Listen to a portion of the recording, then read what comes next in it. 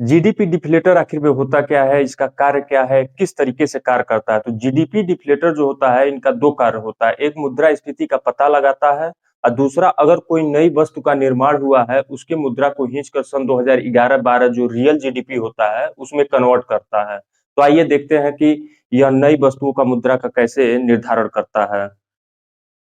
जैसे वित्त वर्ष सन 2022-23 में सभी वस्तुओं का उत्पादन हुआ। ए वस्तु का उत्पादन हुआ, यह 1000 रुपए था। बी वस्तु का उत्पादन हुआ, यह 500 रुपए था। सी वस्तु का उत्पादन हुआ, यह 300 रुपया था और डी वस्तु का उत्पादन हुआ, यह 1200 रुपया है। जो यह सब है, इसमें डी वस्तु जो है, यह पहली बार सन 2022-23 में इसका उत्पादन हुआ। इससे पहले यह अस्तित्व में नहीं था। अब इसका जो ए है, इसका मूल्य का निर्धारण, जो ए वस्तु का मूल्य का निर्धारण होता है, उसको रियल जीडीपी का मतलब सन 2011-12 बेस ईयर में जो रखा जाता है, उसे रियल जीडीपी कहते हैं।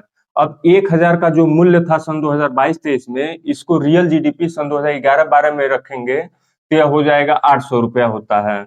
यह जो बी है, यह 500 रुपया सन 2022-23 में जिसका मूल्य था, इसको अगर रियल जीडीपी में रखते हैं तो यह 350 रुपया होता है। अगर सी वस्तु है, इसका 300 रुपया था रियल जीडीपी में, जिसे नॉमिनल जीडीपी कहते हैं, नॉमिनल जीडीपी। तो अगर यह 300 रुपया था सन 2022-23 में, तो इसको अगर रियल जीडीपी में रखते हैं तो यह 200 रुपया हो जाता है। लेकिन यह जो नई वस्तु का निर्माण हुआ है, इसका मूल्य का निर्धारण कैसे किया जाए?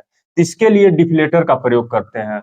डिफ्लेटर का प्रयोग इस तरीके से करते हैं कि सन 2021-22 में जितनी वस्तु का उत्पादन हुआ, मान लीजिए वह वस्तु था 120 रुपए का, सारे वस्तु का उत्पादन हुआ वह 120 रुपए था, उसको यह नॉमिनल जीडीपी बटे यह हो जाएगा रियल जीडीपी, मान लीजिए 1000। जीडीपी की डिफ्लेटर का सूत्र भी होता है कि नॉमिनल जीडीपी बटे रियल जीडीपी। इसी को कहीं कहीं गुणे 100 भी कर देते हैं। तो यह जो जितनी वस्तु सन 2022-23 में उत्पादन हुआ, वह 120 रुपए का हुआ। अगर इसको रियल जीडीपी में रखते हैं तो यह 100 रुपए था। इसके बराबर हो गया 1.2। अब मान लीजिए डी जो है, नई वस्तु का उत्पादन हुआ, मान लीजिए वैक्सीन हुआ या 5G जो आया है, यह सन 2011 में तो अस्तित्व में था नहीं। कोविड वैक्सीन था, यह भी सन 2011-12 के अस्तित्व में तो था नहीं, यह तो अभी निर्मित हुआ है। तो यह 1200 जो है, इसको 1200 जो है, उसको जो मूल्य जो बढ़ा है, उस पे इसको कर देते हैं 1.2। अब यह हो जाएगा 1000 रुपए। यही डिफ्लेटर का काम है, उस मुद्रा को नीचे लेकर आना, जो प्राइस है उसको नीचे लेकर आना, तब इसका हो जाएगा 1000 रुपया। यह होता है जीडीपी डिफ्लेटर की नई वस्तुओं के मूल्य का निर्धारण करना, उसको खींचना। अब यह हो गया रियल जीडीपी पे 1000 रुपए। रियल जीडीपी में जो होता है कि रियल जीडीपी में प्राइस जो होता है वह फिक्स होता है। नॉमिनल जीडीपी में प्राइस भी अलग अलग होता है और जो क्वांटिटी है वह भी अलग होता है, लेकिन इसमें केवल क्वांटिटी अलग होता है। अब इससे पता चल गया कि यह जो वैक्सीन बना है, अगर यह सन 2011-12 में बनता तो उसकी कीमत 1000 रुपया होता, जो इस समय 1200 है। इसका काम यही होता है, ऐसी जो रियल जीडीपी होता है, इसी का वृद्धि दर दिखा, एनएसओ जो है उसी को आंकड़ा को सही मानता है। एनएसओ कि देश की वृद्धि जो हो रही है, इसी से हो रही है, मतलब रियल जीडीपी को ही दिखाकर देश की वृद्धि को बताता है। क्योंकि इसमें जो होता है, प्राइस मुद्रास्फीति के कारण ऐसा लगेगा कि जीडीपी बढ़ रहा है, लेकिन रियल जीडीपी जो होता है मुद्रा फिक्स होता है। उत्पादन अगर बढ़ रहा है तब कहेंगे कि हाँ, देश की वृद्धि हो रही है। अब आइए अब देखते हैं कि मुद्रास्फीति का पता कैसे जीडीपी डिफ्लेटर लगाता है। यह मान लीजिए सन 2022-23 वित्त वर्ष का है, तो अगर मुद्रास्फीति का पता लगाना है तो सन 2021-22 का भी आंकड़ा लेना पड़ेगा। उसके आंकड़े को लेकर उसके बाद सन 2022-23 से तुलना किया जाएगा।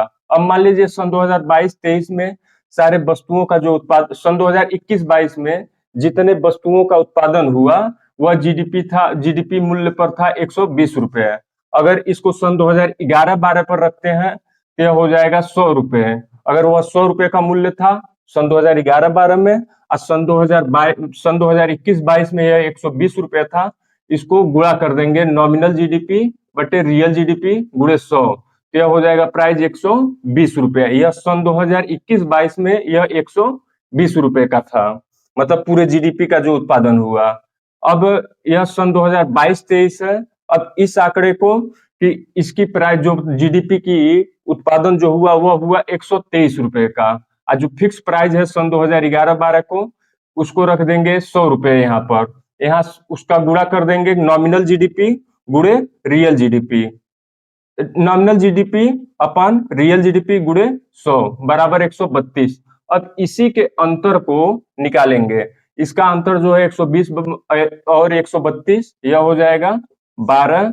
जिसपे निकालना मुद्रास्फीति निकालना है उसके जो पहला वाला वर्ष है वहां पर कितना था, वहां की जो क्या बोलते हैं प्राइस था उसको रखेंगे, वह था 120 रुपए गुणे 100। अब यह 12 कट जाएगा, यहाँ बचा 10, 10 को 10, तो यह हो जाएगा 10% की मुद्रास्फीति हुई सन 2021-22 के तुलना में। सन 2022-23 में 10% की वृद्धि हुई देश की। यह जो जीडीपी डिफ्लेटर होता है, यह मुद्रास्फीति का यह सही आंकड़ा नहीं माना जाता है, बहुत अधिक इसका प्रयोग नहीं किया जाता है। और जीडीपी डिफ्लेटर का जो प्रयोग किया जाता है हर 3 महीने पर किया जाता है, क्योंकि ये जीडीपी जो एनएसओ होती है यह 4 बार आंकड़ा देती है। क्वार्टर फर्स्ट में आता है अप्रैल मई जून, क्वार्टर सेकेंड उसका होता है जुलाई अगस्त सितंबर, क्वार्टर थर्ड अक्टूबर नवंबर दिसंबर, क्वार्टर फोर्थ जनवरी फरवरी मार्च। तो यह 4 बार आंकड़ा देता है। इससे पता चलता है कि मुद्रास्फीति का मतलब 4 बार यह आंकड़ा देता है। इसको सही नहीं माना जाता है। जो मुद्रास्फीति होती है वह कुछ चयनित वस्तुओं पर ही पता किया जाता है, जो रोजमर्रा की जिंदगी में प्रयोग किया जाता है, जैसे आलू हो गया, प्याज हो गया, ईंधन हो गया, खाद्य तेल हो गया, इनका प्रयोग करके मुद्रास्फीति का पता लगाया जाता है। इसीलिए इसका अधिक प्रयोग नहीं किया जाता है जीडीपी डिफ्लेटर का। मुद्रास्फीति का पता लगाने के लिए डब्ल्यूपीआई और सीपीआई का प्रयोग किया जाता है, जो हम लोग आगे पढ़ेंगे डब्ल्यूपीआई और सीपीआई क्या है। और डब्ल्यूपीआई और सीपीआई जो यह आंकड़ा देते हैं, यह हर महीने का आंकड़ा देते हैं।